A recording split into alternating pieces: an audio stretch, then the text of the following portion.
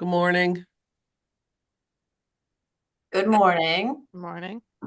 Good morning.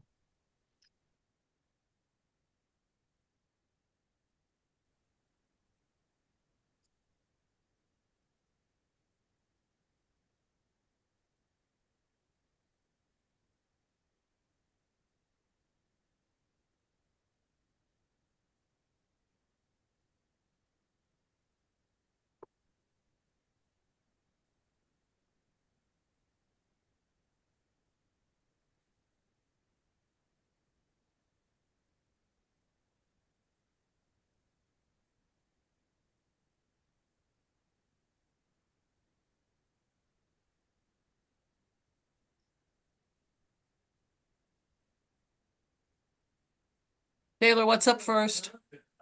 We have Deep with Pura up first. Okay.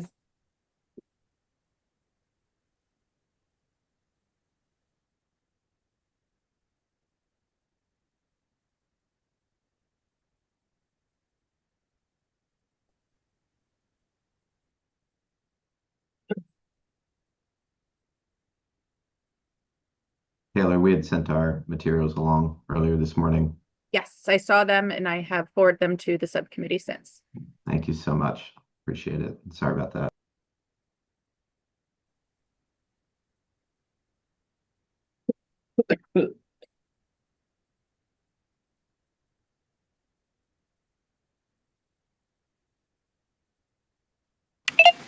Good morning, Senator Olson. Hi, how are you? Hey, Joan, you ready? Who's gonna run this show? Good morning. Morning. Is my, audio's on. Yeah. Um, are we all here, Madam Administrator? Representative Cabros-DeGraw did say she was having connection issues, but she would be on shortly. And if you'd like to get started, we certainly can. Okay. She didn't ask us to wait, did she? No, she did not. No. Okay. All right. Well, good morning, everyone, and our chairs and members of Conservation and Development. I guess first up today, Madam Administrator, is Deep, I believe. And with us from Deep is who do we have? Do we have the commissioner? Good morning, Senator. This is Andrew Hoskins. I'm the Chief of Staff at Deep. Commissioner Dykes is traveling today, and unfortunately, I think will not be able to be here, but I am here representing Deep, and I'm joined by our deputy commissioners and several of our bureau chiefs. And we are happy to address any questions that come up in any of our respective program areas. Yeah, okay, Andrew. So, interestingly, I just received on my desk the answers from our first when the agency presentation, and I have not had chance. I mean, I very quickly leafed through there. I'm not sure when we were in receipt of that. Do you know, Andrew? I believe the committee received it early this morning around 7:30. Unfortunately, I would have been on the road then, so this is kind of so you're going to have to brief us on these answers, and we will entertain questions as we go along. Okay, thanks, Andrew. Just go through that. I'm not hearing you. Oh, Is your can others not hear me as well? Now we could hear you. Now it's better. Faded out. Okay, my apologies. I will go through the document, which I think captures the questions that were raised during the budget presentation, and I will kind of call upon my colleagues to help answer questions and present information in their areas. So one of the first questions that was raised was about the separation of Pura and kind of what does that mean? So as we discussed in the budget presentation, Pura is as of October 1st, an agency within Deep for administrative purposes only. We have other APO agencies within Deep, sort of the most comparable to the Pura proposed Pura structure is the Office of Consumer Counsel. They're a larger agency, and they have their own appropriated budget, which is what the governor's budget proposes to be the case for Pura as well.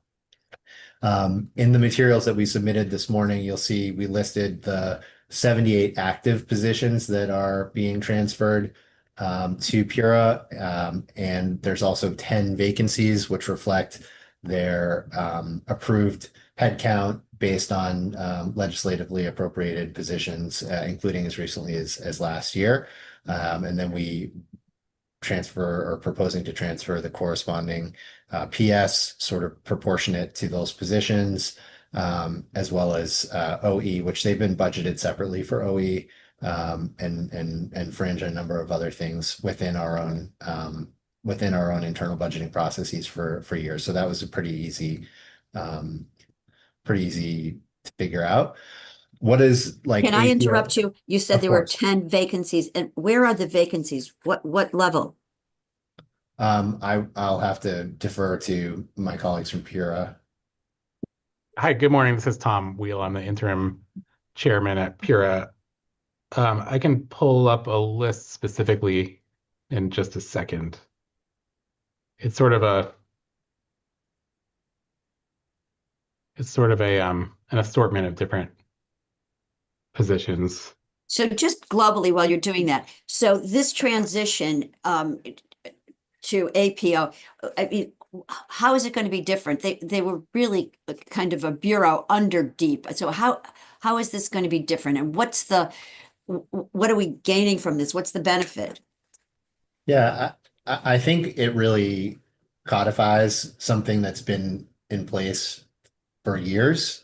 They have had their own sort of adjudicatory independence. They've had their own contracting ability. So they really have, even though, as you noted, Senator, they are a bureau on our org chart. Functionally, they have not shown up that way for I think really since the very beginning.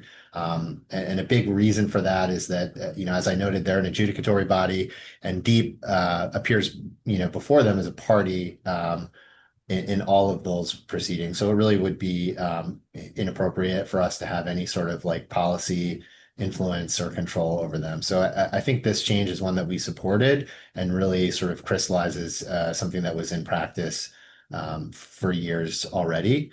What will we continue? What will we DEEP continue to provide to Pura in terms of support? We have our business office, which processes travel authorizations, requisitions, invoices. We continue to do payroll functions for them. We will process purchase orders from our purchasing department. We will assist them with their asset tracking for inventory purposes. Our accounts payable team will process payments. Accounts receivable will process help with the Pura assessment, which is where the sort of PUC funds are, the basis that the PUC funds are established on each year. We help with federal grant applications and drawdowns, again, kind of processing the paperwork associated with that.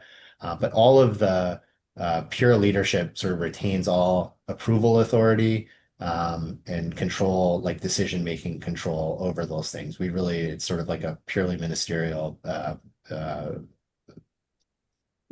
No, okay, because I just didn't see what the difference was. Hey, and listen, conservation and development team, just holler out because if I don't see your hand raised here, it's my apologies right up front and just okay for that. I'm trying to make sure I have the whole screen here, but I may miss it. Okay, and you're gonna at some point get us those vacancies. Yeah, Madam Chair. Yeah.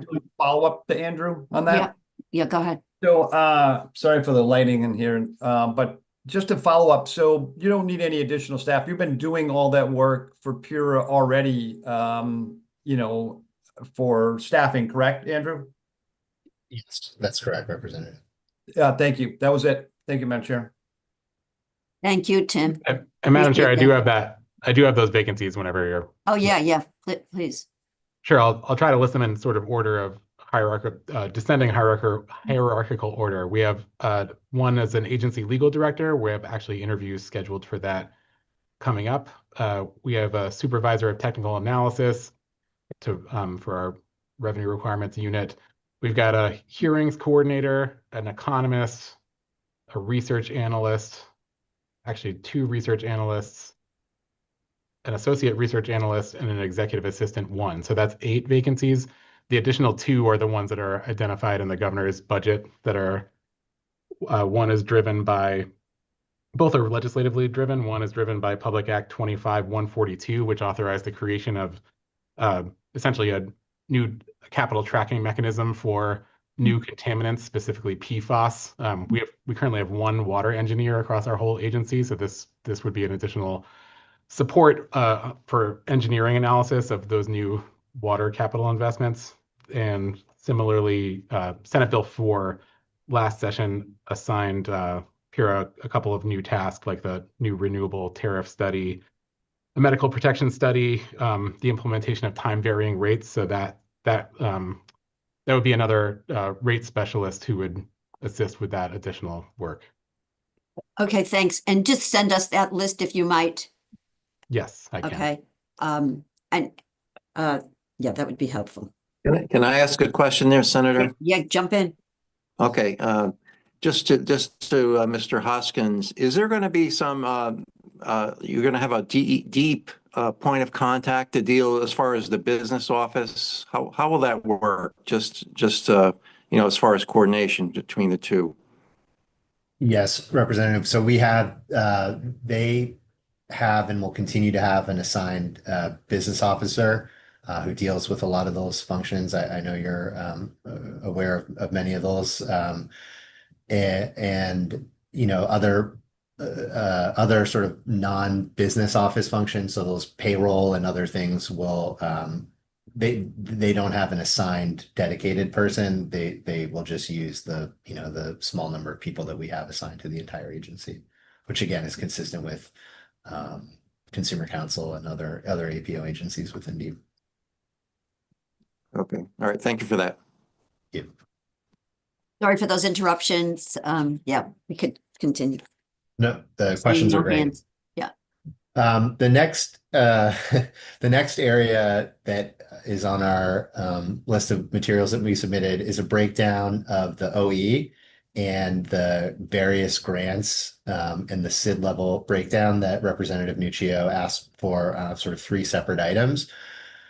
We submitted those. We tried to submit them in sort of as clear and responsive a format as possible. I don't know that it makes sense to kind of walk through the spreadsheets, but I will say that the sort of various grants, we can break that down pretty easily. So that proposal is in the governor's budget, moves the sort of legislatively directed funding that was included in our agencies and I think other agencies' OE line item to a separate various grants line item. So for FY27, that is provide funding for a bear-proof garbage receptacle pilot in Hartford for $25,000. Provide funding for Mills Pond pool repair for $330,000 and provide funding for sustainable CT, which is $250,000. So where's and Mills Pond? Where is Mills Pond? That is a good question, Senator. I'll have to look that up. You don't have to look it up. It's in Canton. Okay. Mills Thank Pond you. Park is in Canton. It's a pool liner, and while I would have preferred it had gone into bonding, I was told that it was going in the budget last year. So Thank you. So if I can ask, so when we're doing these pilots, and this is about the bear conversation, do we look at where the incidents are? I mean, do we have a lot of bear and Yes. Good morning, Senator. This is Mason Trumbull, Deputy Commissioner at DEEP for Environmental Conservation. So yeah, we have our annual bear report that we publish every year that shows bear incidents that occur across the state. Most of those bear incidents occur on the western side of the Connecticut River and I-91 corridor. And those range from urban areas such as the city of Hartford to rural parts of the state out towards the New York border. and really everywhere in between on that western half of the state. So we think, we know that bear-proof trash cans are and trash receptacles are an important part of preventing human-bear conflicts. We did a series of bear listening sessions across the state, across the western half of the state this winter, or in late fall, early winter, and heard from many different folks regarding the bear-proof trash cans and how well they work in preventing human-bear conflict. That being said, it is important within a community for everyone to basically utilize those bear-proof trash cans in order to get the best results in reducing human-bear conflict. So this pilot is in the city of Hartford, specifically in Elizabeth Park. We think anytime we can prevent bears from getting into a trash can, that helps in our broader goals towards reducing human-bear conflicts. That being said, we think and a huge part of our education campaign is instructing the public on ways that they can also help prevent human-bear conflicts by protecting their residential trash cans, putting them into their garages, etc., bringing them out early in the morning versus leaving them out overnight, those types of things. So we think this is going to be an important step in helping, but broadly speaking, across the state, there's a lot of work to be done in securing trash cans, and that's a huge part of our educational campaign.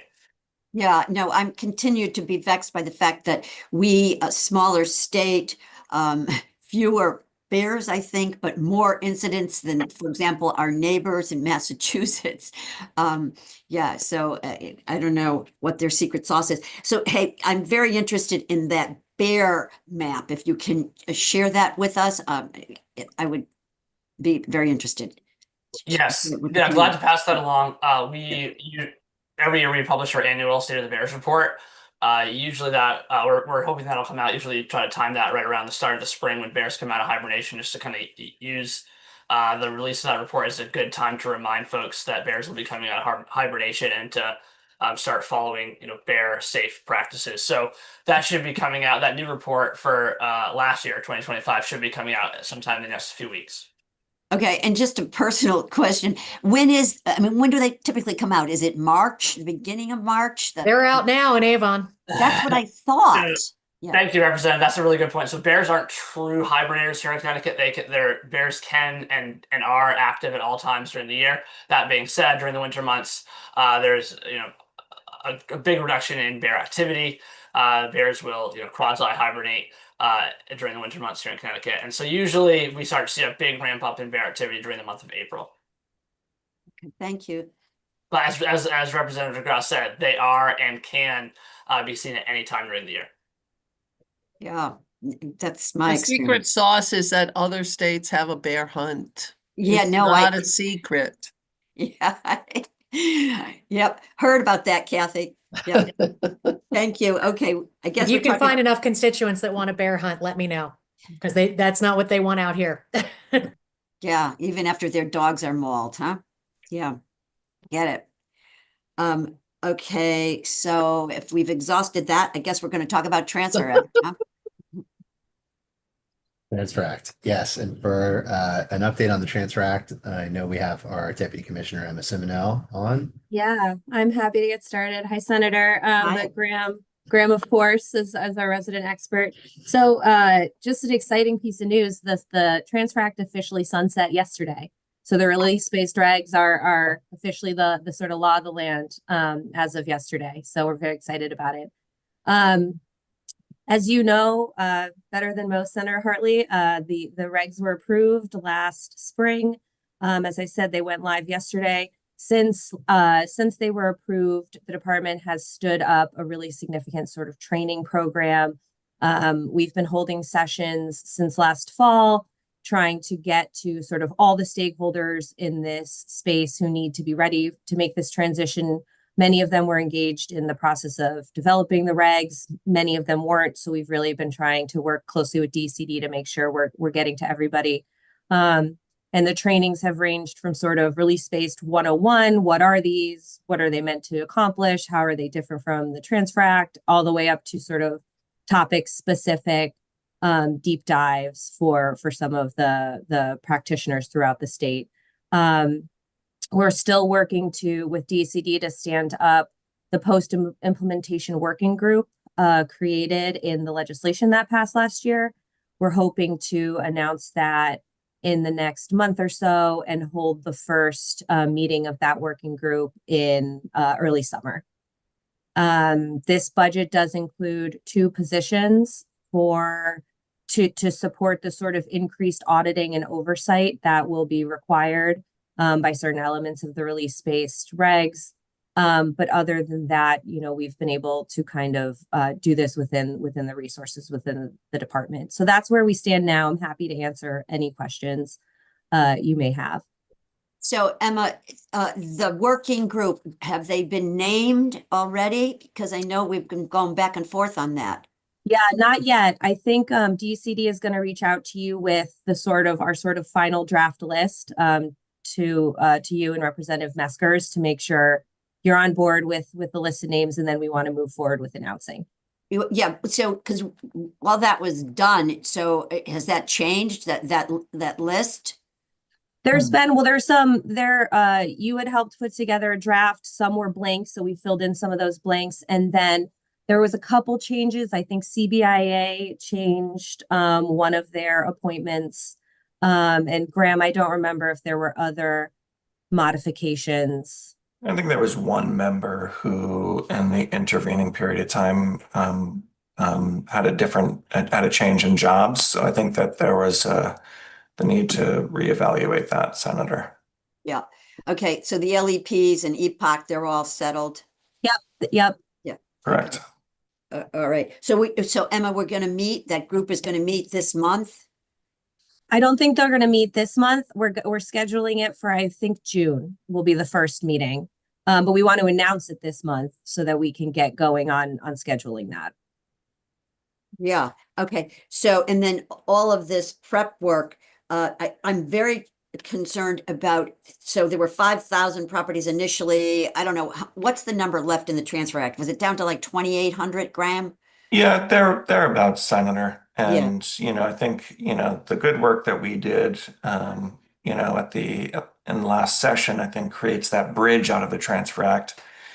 And also, just also creates this opportunity for parties who aren't the certifying party, but might become the owner in the future to close out everyone else's past Transfer Act obligations as well. So I think that number is going to start decreasing precipitously now that people are no longer afraid to transact on these sites. Let's be honest, a lot of these Transfer Act sites are in the nexus of our communities. And, people wanted to redevelop those sites. So we're hopeful that number is going to drop quite quickly over time. And also we're going to be focusing on providing assistance with DECD to those municipalities and to developers who, have been kicking the tires to make sure that they can get these sites cleaned up and put back into productive use. Yeah, Graham, absolutely. That's the group that I'm most worried about. That's the group that have aged in this Transfer absolutely. Act. And, things have just sat there and, been shuttered. So, short of them kind of, tracking this, are we reaching out to those We 2,800 are. properties? We are. We've been reaching out to parties that have existing obligations under various programs, and to give them like a context of, what their opportunities are. And we want to, spend some of the time that we're not reviewing Transfer Act filings, talking with DCD and meeting with municipalities to say, hey, you should be working with us and these owners to try to, either take control of the properties through municipal, discussions with the owner, do RFPs for developers, because, now is the time. And, DEEP is also looking to market the fact that the Transfer Act is gone, right, on a going forward basis. And we want to market that regionally, locally, nationally, so that folks can know, just like when we created those brownfield programs, we partnered with a lot of the attorneys and LEPs. We went around the country. We did talks. We said, hey, listen, there's these best in the nation brownfield programs that have just opened up. Section 17, remember, everyone was talking about it nationally. I think this could be the same impact that that the Transfer Act just had. So that will be something that will be music to many people's ears who looked at sites in Connecticut and were told by their attorneys or were just too confused and walked away because of the Transfer Act. Now that that's gone, they might revisit some of those deals that they saw as valuable, but for the Transfer Act. The Yeah, other thing, thank you. I'm just really, I want to target that population. Okay, 'cause Absolutely. that's Hey, priority. Greg. I'm sorry there. no, I was just going to say, Senator, I think this is something we're really looking forward to tackling with the new working group as well, because there's a lot of the expertise we will need to make sure we're sort of looking at the sort of Transfer Act sites from all angles on that working group. So that is something we're looking forward to kind of engaging the group in on this important question. Yeah, okay, that's really priority one. Thank you. Just a question. Yep. Where do we think we're going to be in a year or two, as far as progress with the backlog? That's Do you- that's a good question. I you think Representative, I think one of the biggest factors will be economic issues, right? So if there's really an impetus behind redevelopment, I think that we will see significant progress. The sites that were marginal, those are going to be a longer term scenario, but we have these great brownfield programs that are well capitalized that we partner with DCD and we get these sites repurposed. But I think the sites that are maybe in primary markets, whether they're New Haven, Fairfield County, or hub areas, whether they're in one of our big 5 cities, or like a village center that has characteristics that developers are looking for. Those sites are the ones that are probably going to pop in the next 2 years. So that could be sounds maybe good. a third of the Transfer Act sites. Yep, that sounds very good, Graham. It's encouraging. And Graham, thanks. You and Emma and the team are our heroes on this, so take a bow. Thank you. Couldn't have done it without you, Senator. So thank you. It's a partnership. Well, we're excited for to be sure. here. I was just the pest in the room. Okay, go ahead. Moving on, if we're done with that topic, Senator. Thank you. So the next item was a request for details on the fish hatchery line item in light of the reduction to the item last year following the increase a few years ago. We provided, and I'll defer to my colleague Deputy Commissioner Mason Trumbull in a second, but we provided a table that shows kind of a breakdown of the categories within that line item. And you'll see that FY 25 expenditures were about 3.3 million, and our FY 26 appropriation is about just over 3 million. However, there are some categories in that FY 25 expenditure that could be moved, in this year to bonding potentially. There's a building and pond repairs item, and there's a well cleaning and repairs item as well. I do think that, even though those may sound like sort of capital expenses on their face, the well cleaning, for example, is something that has to happen, I think annually. I think it's like a 3-year cycle for wells. Mason could say more about it, but so that really is more of an O&M cost. And then even with some of the items that couldn't be moved, like oil and diesel, things like that, those items are increasing. So as we flagged during the during the budget presentation. You know, we don't expect any curtailment during the remainder of this biennium, but something to keep an eye on in the future. Mason, I don't know if you want to say more about that. No, I think you covered it, Brandon. Thank you. I mean, Andrew, thank you. So, Mason, do we still have, Maine, is Maine still holding some of our trout up there? I know we've worked with other states in the past. Justin Davis, do you have any information on that? Yeah, sure. Thanks for that question. So I think you're referring to the Seafrel and brown trout, Yep. and those actually are back home now in Connecticut at the Okay. the hatchery. So Maine is no longer holding those for us. Okay. And is any other state holding any other? Not at this time. Nope. Thank you. Yeah. Thanks, guys. Right. All good. The next item was the breakdown of at the SID level, which we shared a pretty detailed spreadsheet. And we'll be happy to take any follow-up questions after the committee's had a chance to review. After that, update on the loss of federal funds. So we can just kind of quickly go through an update there. So as we've shared in the past, federal funding accounted for about 33% of DEEP's expenditures last fiscal year, and that includes expenditures related to bonding. So not just compared to our appropriated budget. Much of that, about 60% or more, is kind of base federal funding. So these aren't like competitive awards or things that we secured under recent federal spending bills like ARPA or EJA or things like that. These are sort of part of our agency's base funding. It's been stable, predictable, reliable part of our budget for years. We did also secure an additional $1 billion in supplemental funding through those federal spending bills that I just listed. And so we're starting to see those dollars flow to the state as well.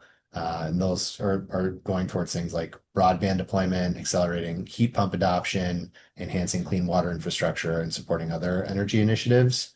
I'm sorry, how much did you say we're getting additionally? $1 billion. We're getting $1 billion additional from what we were getting before? Yes, Representative.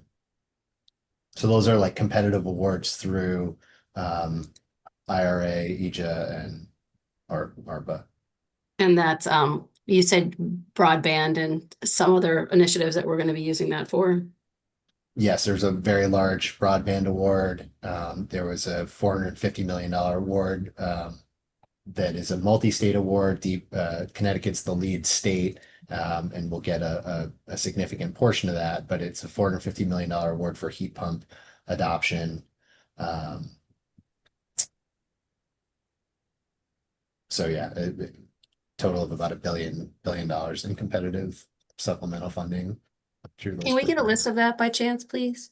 Yes. Thank you so much. We've seen some grants canceled. So most notably, there's a Solar for All grant, which is a $62 million. Again, that's a multi-state grant. It is the federal administration has terminated it, but that termination is currently stayed by litigation. A subset of the Highlands Conservation Act, which is the under-resourced community funding, which was $800,000, was terminated. FEMA BRIC for Resilient Bridgeport, was $47.5 million. DEEP was a subrecipient. And there was an environmental justice government-to-government grant for $1 million that was terminated. Can I go back here? I'm sorry, to the $1 billion in supplemental. So part of that was the clean water infrastructure. So our clean water fund, is that all federal money? Yeah, So Graham, do you want to? jump in there, Andrew? That's a great That'd be question, great. Senator. Yeah. We actually, thanks to, legislative leadership, we actually have a very well capitalized clean water fund that is derived from multiple sources. Primarily it's state funding, both, a general obligation and revenue bonds. The GO for our grants and revenue for loans. And it is also blended and capitalized by federal funding. And through the bipartisan infrastructure law, there was an increase in the amount of grant that the state received from the federal government for our Clean Water Fund.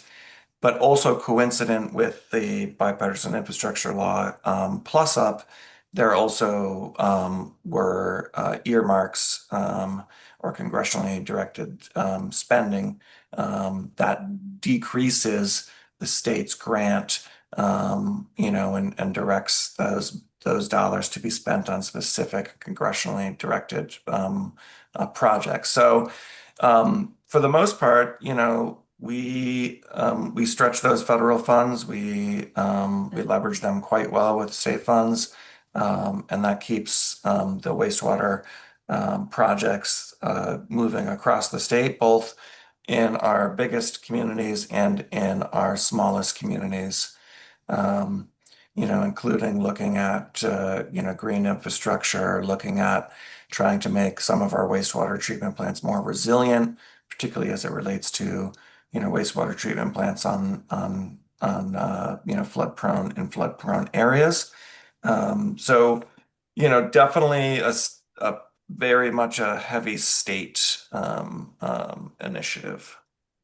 Yeah. Hey, Graham, so of the 1 billion, because there's heat pumps in there, there's broadband, what is it earmarked specifically for these subcategories, and what is it for clean water infrastructure? You mean how much do we bring in? As deep as secured, yeah, 1 billion in supplemental federal funds. Supplemental federal funds? I mean, I think we're taking in about $18 million per year in BIL funding for clean water. Clean water. Yeah. And so our program is blended state federal. We have is there a cap on those grant programs? There's no cap per se. There's rules that speak to what type of subsidy different municipalities can receive for different types of projects. We do and undertake some significant projects in Connecticut to try to deal with our aged infrastructure for managing our municipal wastewater.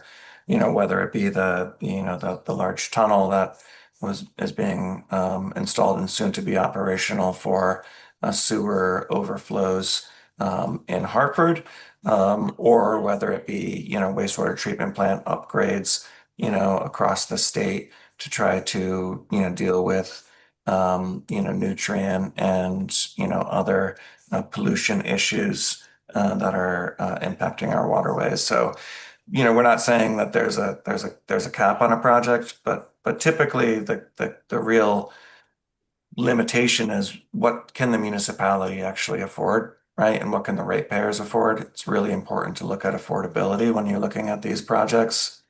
And that's what we partner with municipalities to do, is to develop projects that their ratepayers and citizens can afford, that the municipality can manage in partnership with us, and kind of meter out those projects to make progress, but not to push anyone to do anything too costly or extreme. We've had great success in the Clean Water Fund program in the past, and we're going to continue to make progress, but definitely keeping in consideration affordability. Okay, because somehow I was under the impression there was like $1 million cap on the grants part of it. No, absolutely not. Some of these grants can be tens of millions of dollars. So generally speaking, most projects receive a 20% grant.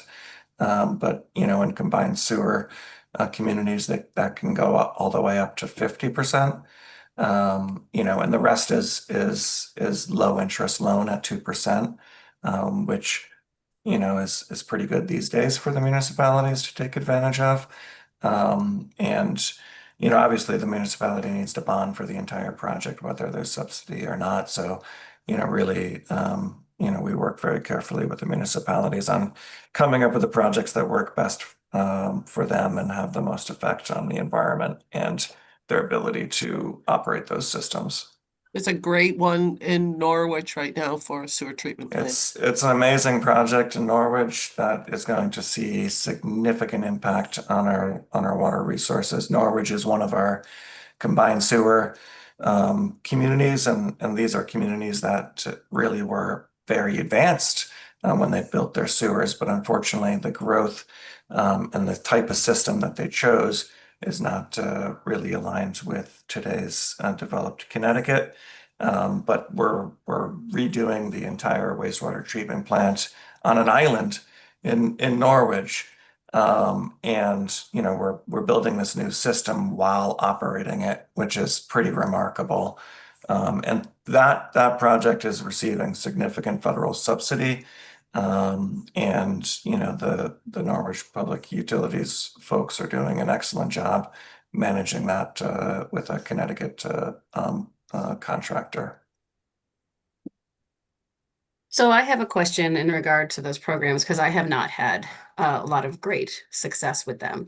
I know when I was looking at this back for Tolland and the contaminated wells, which are still an issue, and we still have dozens and dozens of homes who don't have drinking water. There was this whole social factor that was factored into it, without consideration of the fact that like a lot of these small rural towns are, they're referendum towns. And we're not going to pass a referendum for $50 million to bring one sewer pipe into one neighborhood to handle dozens of homes that have contaminated wells. And when we did it, we only qualified for the loan, which would not be helpful to us. Has there been any thought into looking at this program to actually make it so the rural areas get considered for these things because they don't meet this social number that is put out there, which means the only places that really get it are bigger places, not us. Well, actually, USRDA does a lot with that, and that's only rural. And they should be applying for USRDA for the small rural communities. I didn't mean to interrupt, Graham. Go ahead. No, thank you. I mean, you can speak all you want. You have great information about rural impacts. But so with representative, with respect to the impacted wells, we partner with the Department of Public Health, who actually manages that aspect of what's called the Drinking Water State Revolving Fund. So we don't make those decisions about how those state revolving funds are utilized. But what I can say with respect to the sewer that projects that we administer, we do have a small communities set aside because we have a scoring system where we score like the environmental impact of the project against a set of criteria. But the small communities really would have a hard time getting all the points that big communities would get because of the size and the magnitude of the environmental impact that the bigger communities might have. And so we have a set aside where basically, for communities under a certain threshold, those factors aren't considered. So, that may be something that, DPH could speak to you about further. I'd appreciate that. Thank you. Of course. Is there anything else budget wise in here that we needed to talk about? We had something on dams that I'd like to have us talk a little bit about, if that is appropriate, Madam Chair. Yeah, there's a whole piece. There's the invasive species. I don't know who asked that question, but there was a response to that. Oh, Rep. Ackler, yeah. And then there's the AIS grant funding for the stamp. And that was also answered. If you have the response sheet that came out this morning. Can we And talk a then- little bit about the dams? And now we're on dams. Yep. Okay, who's the? Is that expert in on- the budget though? That was a question that we asked, right? That's not in the Dams question. are in the budget. Where are we looking at dams in the deep budget? We have a Dam maintenance? And dam maintenance.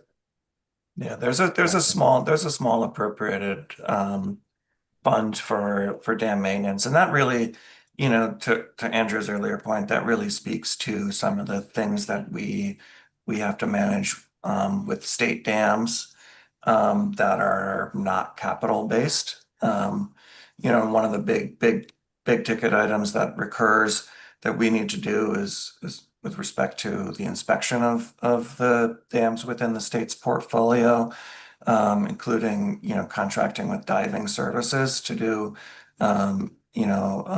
inspections of the infrastructure that is underwater.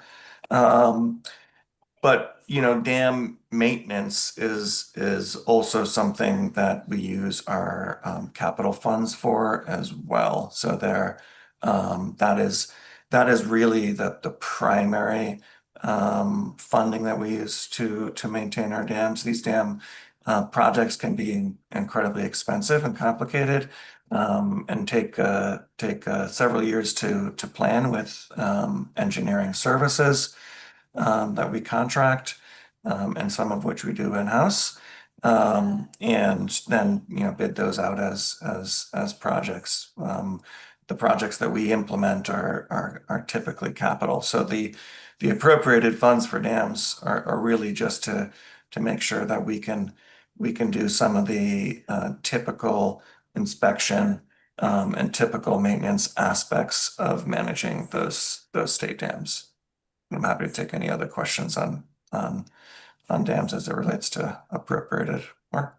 So relative to dams that you have to look at so for the next 5 days, starting either Tuesday or Wednesday, we're supposed to have that many days of rain. We've got a lot of snowbanks that are A down lot of right now. meltwater too, correct? And we're going to have a huge problem relative to the impoundments behind the dams like in Basra and a couple of other places. When you have to look at a dam, does that come out of your appropriated dollars or bonded dollars? How are we handling all of the dams?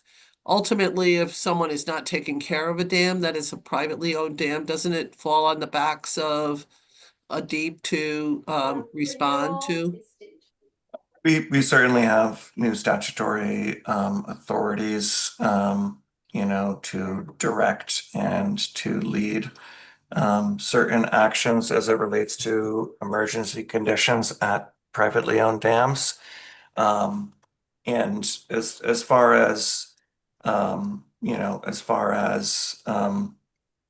managing the potential or evaluating potential risks to dams, we do use certain appropriated funds, for services that, provide us excellent level of detail on,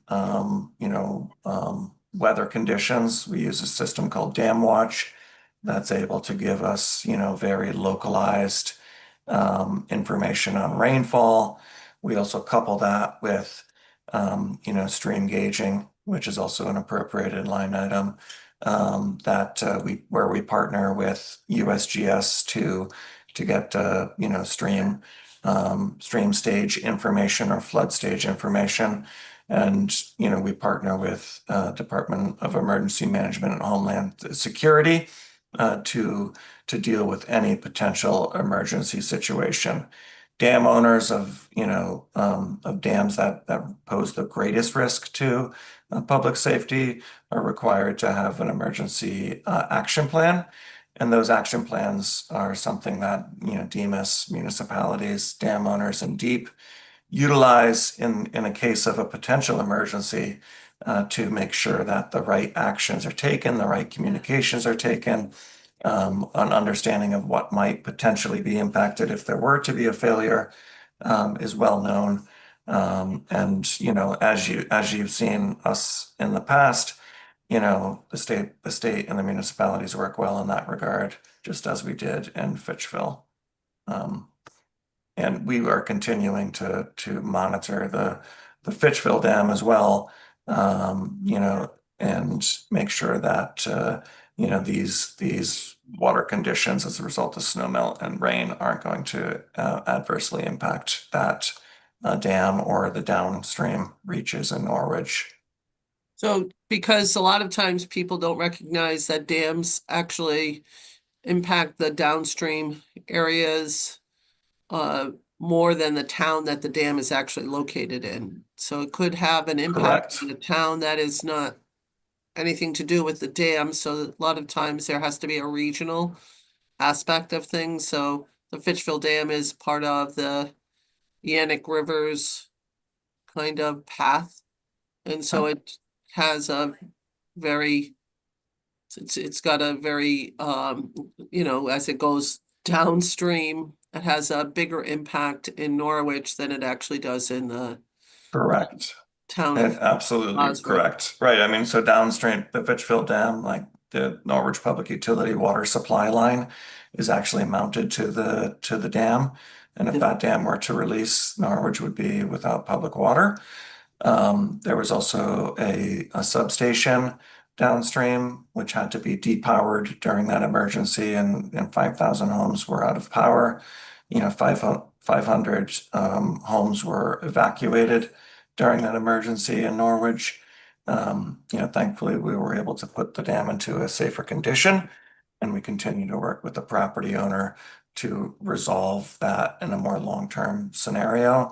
But it's something that we continue to, monitor and expend funding to ensure that dam is not posing a risk to any downstream, folks.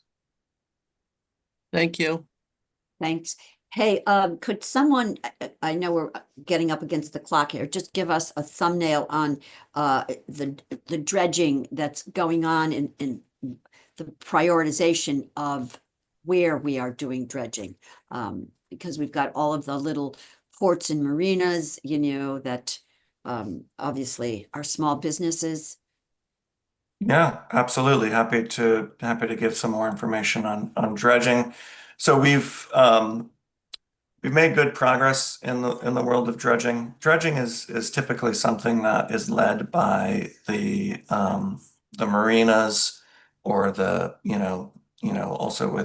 port authority, who's looking at managing some of our deep water ports.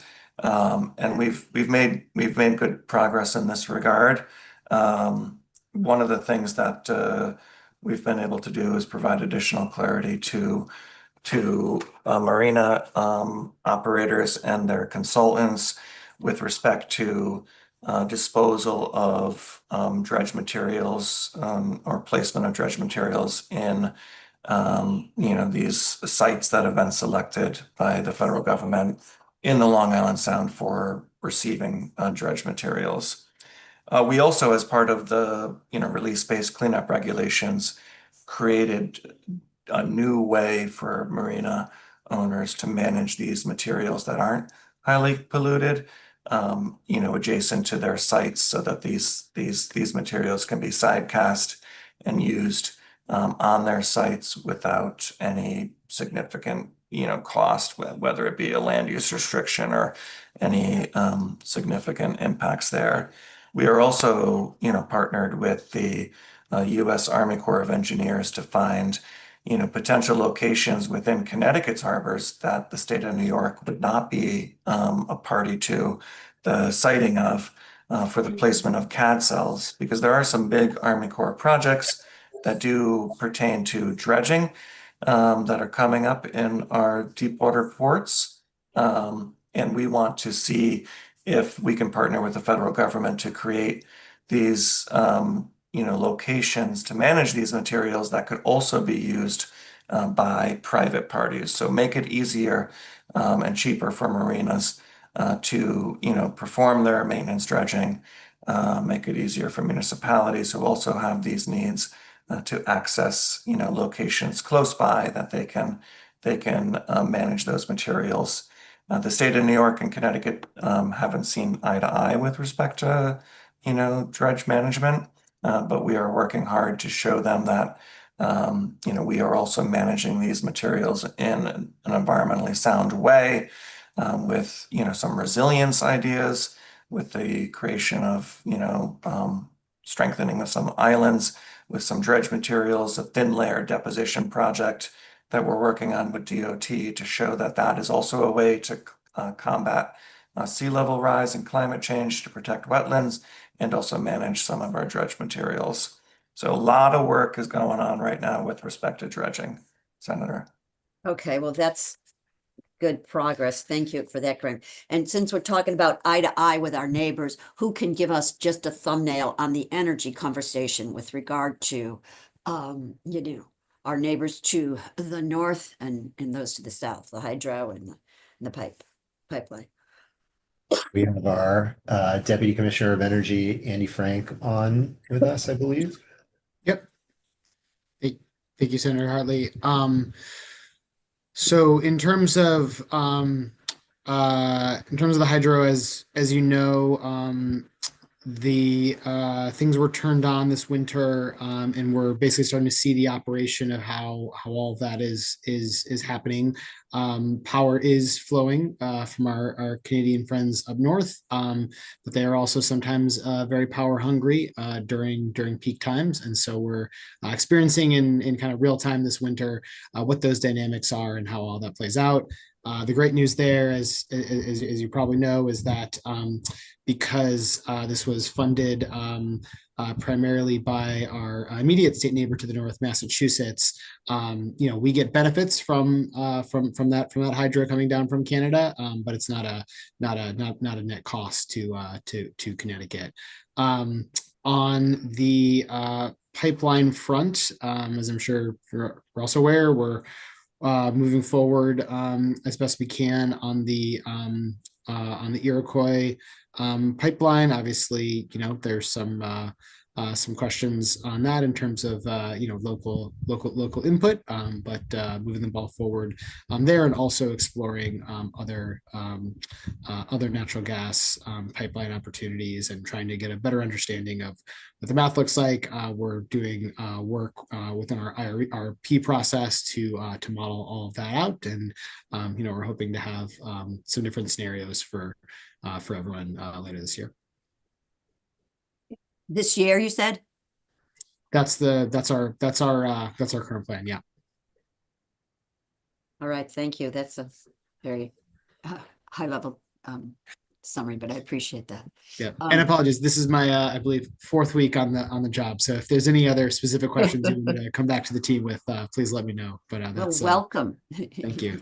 That's what I can offer for today. Okay.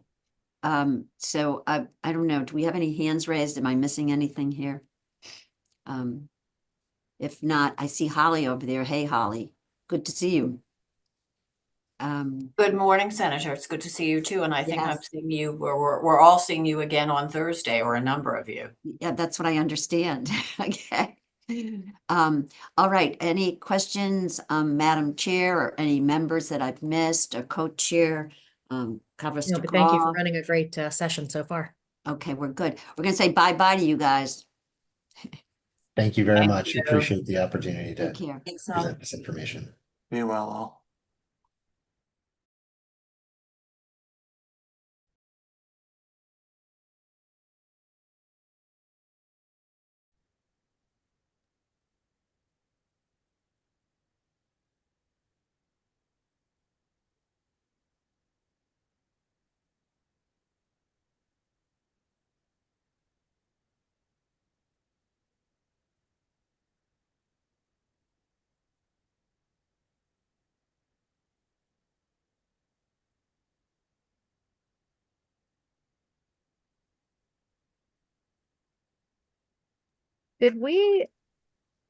I can't find the senator.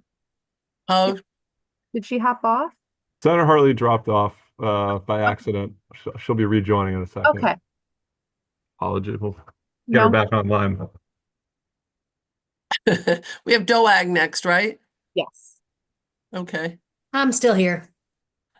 Do you want to start with Doag? When they're on, sure. We're here. Good morning, everybody. Oh, sorry. Columbus. Apologies, I missed you. No, that's okay. I think, do we want to start with questions that were answered, or where do we want to begin? We submitted some written testimony in response to the questions that we received at the public hearing. So I don't know if you want to walk through those or just use the time for members to ask questions. Let's walk through those briefly, I think, if we can just kind of do a sort of a speed round, and then I'm sure people will have questions that come up. Absolutely. And we'll let Senator Hartley take back over as soon as she's on. Sure, sure. And for awareness, Brian Holbert, Commissioner of the Connecticut Department of Agriculture. To my right is Nate Wilson, the Director of Operations, and to my left is Dr. Kaylee Royston, Director of Government Affairs. And those are it's just the three of us in the room today. So one of the first questions we received was the reductions in operating expense grants. So we did pull those out from a kind of our OE into a line item. 32,000 for the Franklin 4-H camp, 12,000 for the Ellington Farmers Market, 120,000 for the farmers markets that utilize SNAP, 120,000 for Havens Harvest, 80,000 for filling in the blanks, 40,000 for the East End Pop-Up Market, 20,000 for West Haven Food and Securities, the nonprofit. Those are all received a 20% across the board reduction in line with a lot of the other adjustments the governor made in his proposed budget. The one that did not receive the 20% adjustment was our farm to school grant program, the Connecticut Growing for Connecticut Kids grant program. That remained fully funded at $1 million for the upcoming fiscal year. We did break out FMNP dollars and participation trends. Last year was the second highest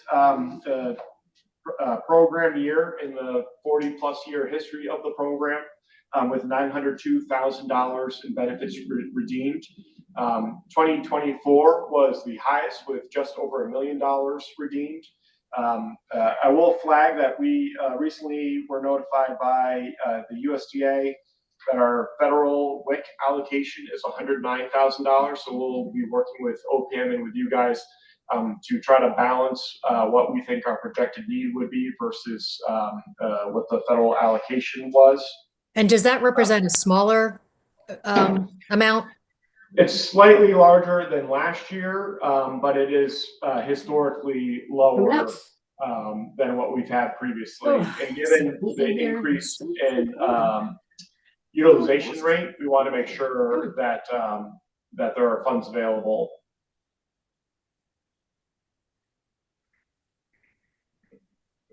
On dairy sustainability, we distributed just under $5 million in FY25. The average annual payment to dairy farmers was $75,000. Again, on Connecticut Growing for Connecticut Kids, last year, this program continues to be well oversubscribed. We had 82 applications for $1.8 million in available, or $1.8 million in project costs. We only have $1 million for that program plus our admin costs, but we were able to make 40 awards totaling $924,000 for farm to school programming. Continues to be a very, very interesting area and a lot of attention from the industry from it. We were asked to follow up on the PA 490 working group. The working group met a couple of weeks ago. The next meeting is in a week from tomorrow. For anybody who's interested in following up and following along with that working group, there is a PA 490 working group website on the OPM website. The link in our testimony connects to that. And then for any members of the public who would like to share information or suggestions with us, they can send in email to opm.pa490@ct.gov, and we will distribute all the information we have received to the remaining members of the working group Again, we've got about, I believe it's 21 members. Over 50% of the members are farmers and landowners and foresters. So we have a pretty good representation. We also have local assessors and towns and cities represented on that working group. So it touches all of the facets that 490 touches in practical working. And the last one that was requested was information on our animal population control program. APCP was established in 1995. It had $244,000 available last year. Just remind you that this is generally always oversubscribed. We had just under $50,000 for the low-income program and $50,000 for the feral cat nonprofit program. We do not have nearly the funds available to fulfill the requested amount of vouchers that we received. This is the first year that we did a fully online application portal. And with it, we kept it open for a week, November 4th through the end of the week. We had over 500 applications and 640 voucher requests. We're only able to make 43 vouchers. So, oversubscribed by, tenfold. So this was one that we had mentioned with Senator Hartley that might need a working group to figure out what is the APCP designed to do, what is it intended to do, and how do we make sure that we can meet its needs. Madam Chair, that is all that we submitted. There's a lot more detail in the written testimony, but I'm happy to open it up for questions from the members. So, Madam Chair, oh, go ahead. I have one question relative to the feral cat situation. There seems to be, what would be the dollar amount that you would request to have in on the feral cat issue? Because I get calls regularly on feral cat populations. People tend to want to feed cats because they're cute. And, they see baby kittens and they want to help them out. But that is a little bit of a problem because it increases the population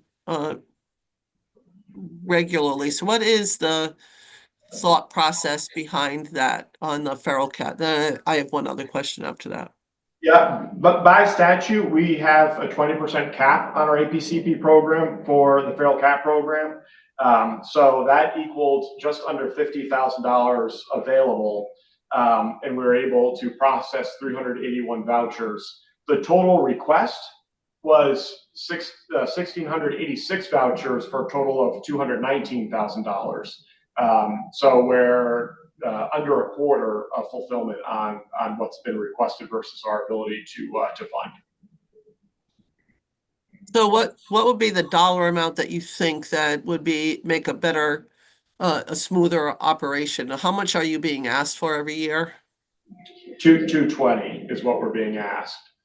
And you have what in there now? 48,884 is what the cap is in the program. So, and I don't know, Senator, if you wanted to create a line item that would be separate. The way the APCP program is, there's percentage caps in each of the different categories. And so if you changed the cap for one, you'd be reducing the amount available for the other programs. But we had requests for about 220 last year. So that's, maybe not quite the ceiling, but at least gives you an indication of where the amount would be. Okay. And then my second question relative to animal control. Animal control facilities now have distinct regulations that are increased. Whether or not we agree with the increase in the regulations, sort of immaterial. Where do we stand across the state to the number of facilities that actually meet that code, the new code? Great question. The towns had until, I believe, 2028 to incorporate and meet the new regs. So I don't know where we stand today, but I can ask our animal control team to see if they have an idea as to how many would meet the standards that we put out a couple of years ago. We gave a 5-year window for municipalities and regional animal control operations to meet the new standards, recognizing that it could take time and planning and some budgeting to do that. So they still have a little bit of time left, but I can find out where we are at the current time. And are you noticing those towns that are lacking in where they should be? Are they being noticed on not only the animal control facilities, but the town itself, so that they understand that there's a problem coming forward relative? Yes, the animal control facilities do get inspected on an annual basis. And if they are failing any of the requirements, there's a written summary that goes to the town, making them aware of what their obligations are and where they were deficient. Okay, and so if the animal control officers or could send us a list of how many animal control facilities we have in the state and how many are being noticed that they are deficient in the requirements. Thank you. We can do that. Appreciate it. Yep, thank you. Thank you, Madam Chair.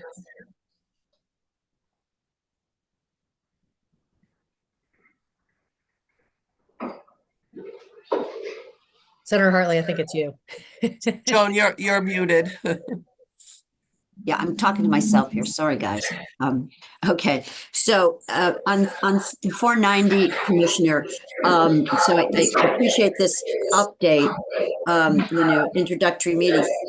What's the time frame though when we're going to have finality as to where we go with this? Because this was obviously a real flashpoint.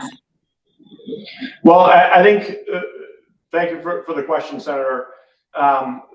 Until there is a change through OPM, there is finality. The rates were reset at the 2020 rates. And so there was no expiration date on when those dates or when those recommended land use values would change. We will be meeting over the course of the next few weeks. It's our plan to have a meeting every 3 weeks. But what the working group is charged with may not need a legislative fix, given that we're looking at the methodology, the data collection, and the valuation process. None of those components are in statute. So we may not need a legislative fix. I would imagine that if we are able to conclude the working group's efforts in the next couple months, that we would be able to start the process for reset or setting the values later this year, which would mean that we would have a 2027 recommended land uses that would be updated and sent to the towns for consideration of their grant lists. And that would be in 2027 or end of 2026? That we would start the process in 2026. It takes about 10 months to go through the formal process, and the rates would be set for October 1 of 2027. As long as there's no major statutory issues that would need to be addressed, which again, I'm not sure that this working group had that charge. Okay, thank you, Commissioner. And then just to go back to the APCP. So are you suggesting standing up a working group to do a vetting of that program? And when's the last time we changed those voucher reimbursement? When was the last time we changed the total available for vouchers or the veterinarian reimbursements? Well, actually both. Veterinarian we just recently did, right? 2023. Yep. Yeah. We with the legislature, we put in the ability for the department to revise the rates with some regularity in order to make sure that the rates were keeping up with veterinarian costs. I'm trying to think, when did we increase it to 20%? Was that in 2019, Nate, 2020? No, I was here, so it was 2022. 2022 is when we increased the total available amount to the 20%. So the veterinarian rates are indexed. Is that what you're telling us? Yes. Okay. And then the broader question is, are you contemplating standing up a working group to do a total review and vetting of the program to offer us legislative recommendations? Yes, Senator. Thanks. Sorry, I forgot that piece of the question. Senate Bill 318 and that concerning animal welfare includes that as one of the provisions, and that's going to be heard on Wednesday. Okay. All right. That's helpful. Thanks very much. I see Senator Summers. Yes. Good morning. I have a question. I don't remember where it came up. I think it came up during one of the public hearings, but I just wanted clarification. A few years back when we had a hailstorm, I know that we had applied for some federal money, and the Department of Ag was set to, I believe it was received $53 million to help offset the damages that happened to our crops. And it's my understanding that $2 million administratively has been spent, but that the money has not been delivered, or I don't know who received it, for farmers. Can you give me an update, or us an update, where that is? And if the administration, if we've spent $2 million on administrative costs, how is that possible if we haven't spent the money? I'm not sure if any of this is accurate, but it did come up during a hearing and I wanted to get clarification. Yeah, thank you for that, Senator. That is not accurate. We were allocated actually $52.9 million through the block grant process with USDA. All the New England states, Alaska and Hawaii, were the eligible states. We applied for $2 million in admin costs, which was approved by USDA. We have not received any funds at all through the USDA. We submitted our agreement and work plan for consideration last week to the USDA, and we'll continue working with them to get that approved through the USDA review process. It's my understanding that that can take 4 to 6 weeks based on USDA's considerations. But we did model a significant number of our proposal off of both the Massachusetts and New Hampshire proposals, which are a little bit further along in the process. So I'm hoping that that will expedite the USDA review process. At the current work timeline, should we meet all of our deliverables, which includes USDA meeting the deliverables, we'd be opening up an application enrollment period on June 1st. So that's but we have not received any funds from USDA. We do not have a contract with them. And that's where we are working through that process. Happy to clarify that. No, thank you for clarifying that on the record. I think that will, sort of dissuade a lot of consternation for not having the correct information. So I really appreciate that update. That makes a lot more sense than what we heard earlier, and that will, quell any rumors that are out there. So I appreciate that response. Yeah. And if you receive any inquiries, Senator, we do have an email address set up and a website. We do send out regular updates to the industry, so they're hearing directly from us as to where we stand, and farmers have an opportunity to sign up to receive that too.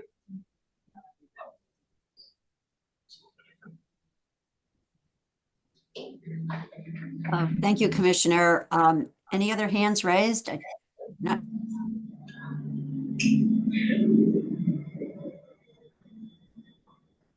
Senator, you're on mute.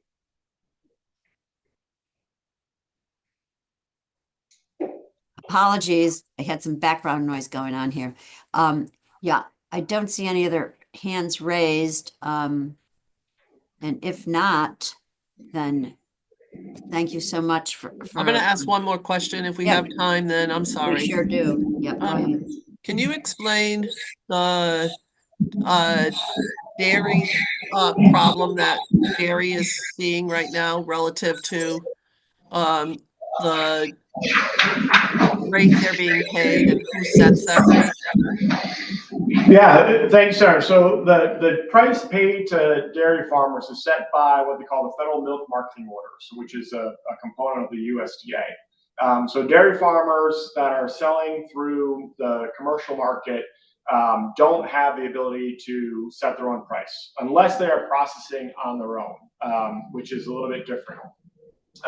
So the FMMO, Federal Milk Marketing Order, sets the price by region. So ours is set out of Boston for co-ops to pay their individual dairy farm members.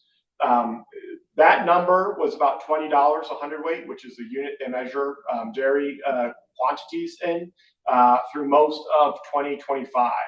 Towards the end of 2025, they started projecting that the price paid to dairy farmers would fall between $15 and $16. It's about $25 to produce a hundredweight of milk in Connecticut. So even at $20, there's a lot of instability in the dairy market for the state. But when you get down to $15 or $16, it creates a very significant challenge. Dropping the price paid to the farmer by 25%. While having all of the same costs is not a business model that too many businesses can withstand. So the challenge right now for the dairy industry is, is there an opportunity for additional assistance to make up the differential between the $15 a hundredweight and somewhere closer to what would make their business work, like $20 a hundredweight? And then what is the percentage of milk that is processed themselves? How many farms process their own milk? Very few, under 15, and that includes raw milk distributors or dairy operations, and then you have a few, but the vast majority of those that process themselves are very small. A dozen, 2 dozen cows. The largest one that I think people on this call might be familiar with would be like Mountain Dairy, but they have a different model than some of these really small direct to consumer farms. But the vast majority of the milk that's produced in the state goes through 2 of the co-ops. Thank you. You're welcome. I'm all set, Madam Chair. Thank you. Sorry.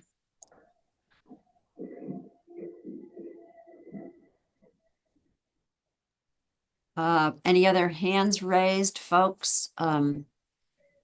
Seeing none, I want to thank you, Commissioner and team, for your answers and for your work. And if not, so Conservation Development, I guess we're back on deck at 2:30, huh? Thank you, everybody. Thank you, Commissioner. Thank you all. Thank you.